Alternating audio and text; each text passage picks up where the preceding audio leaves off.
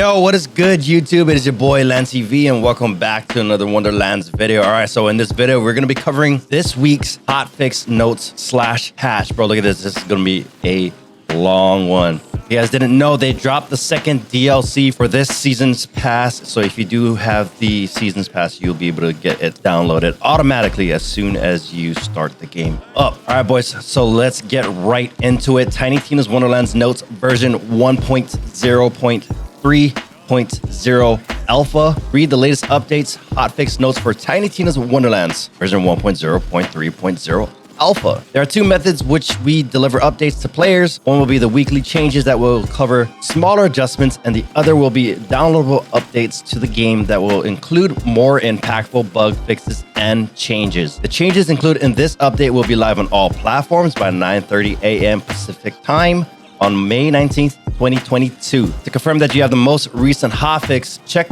the news screen in-game on the main menu or pause menu for the article with the version number listed above. If you don't see the article in the news section after the update is live for the previous version number, please exit the game and relaunch. Please submit bug reports and feedback to support.2k.com. This downloadable update will include support for the second content drop from the season pass, Tiny Tina's Wonderlands Glenn's Gamble, and various bug fixes and performance improvement. They added special vending machines to the loot room at the end of the Chaos Chamber. Each machine has a legendary of the week for sale that will change every Thursday by 9:30 a.m. Pacific time. Yo, let's go. That's a good improvement right there. That's a good addition, in my opinion. Mission reward gear is now more likely to show up in standard vending machines. Durable Hole can now drop with enchantments and can be enchanted at the reroller. Many mission rewards can now drop as enchanted and can be enchanted at the reroller. The Mushroom Healer has completed their mushroom trials and have been found worthy of a name. Mike, which is an okay name for a mushroom. Okay, I don't even know what that means, but okay, cool. In addition to this support, some changes have been made that we wanted to give special mention to based on feedback from the community. Fixed various reported rare crashes, including those related to occasional crashes that would occur when switching between display modes, tabbing after searching for a shift friend, quitting to desktop after character creation, using the randomized character button in the character creator multiple times quickly, switching to the mail menu from the social menu, consoles only, quickly switching between control menu tabs and split screen, Xbox only, activation timeout. And also they addressed a long list actually of reported concerns provided by the community, I believe. So I'm not gonna go ahead and read through this whole entire list because this is a really long list. If you guys do want to go ahead and read this for yourself, make sure to go ahead and click on the link to the patch notes down below in the description. All right, boys, so let's move on to the next section, class adjustments. Address the following class-specific reported concerns. Berserkers would not stay enraged when multi-class into Greyborn and using the Reaper of Bones action skill. Spore Warden's Mushroom Pet would not clean up after itself after using its Mushroom Spore attack for all players. Clawbringer's Storm Smite would not properly switch between fire and shock damage. The splats on Storm Smite have been corrected to also match their expected visuals and damage type. Greyborn's Faithful Thrall skills bonus could occasionally stack indefinitely. Oh, yo, they fixed that bug. Stabbomancer's follow-up stacks would trigger unintentionally with the chain lightning effect on a Dahlia SMG live wire. All right, they made an adjustment to the enchantment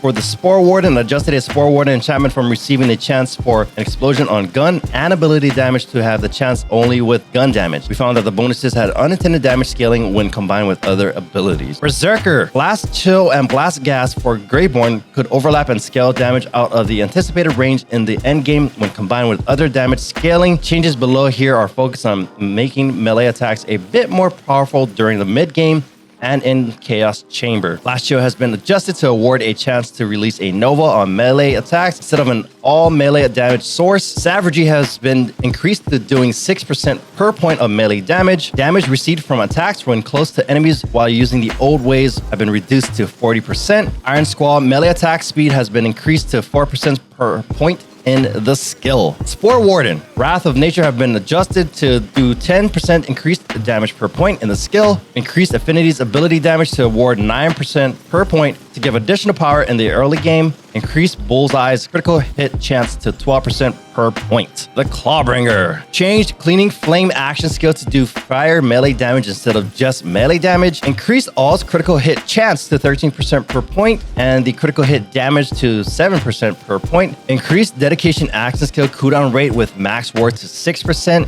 Dragon Aura elemental damage to 5% per point. Rebuke damage reduction to 4% per point. Oath of Thunder bonus melee damage to 6% per point. Firebolt gun damage to 10% per point. And the Storm Breath damage reduction to 15% per point. Would you call that a buff? I don't know. I don't play with the Clawbringer, so. The Graveborn.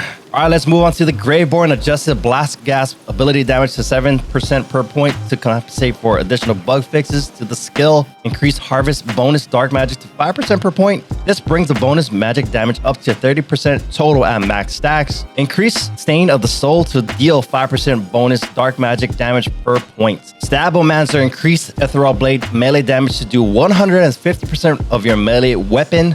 Increased Ghost Blade weapon damage to 85%. Spell Shot. Adjusted double knot to do 4% bonus gun damage on spell critical hits. Wait, so at full stacks, which is 3, we have 21%. That drops that down to 12%. Oh, dude. Weekly rotations, weekly event. This in-game limited time mini event will be active from May 19th through June 2nd at 9 a.m. Pacific time. Increase the chance of armor to drop and the chances for the class mods to be for your current character. Oh, nice. I hope they keep this in.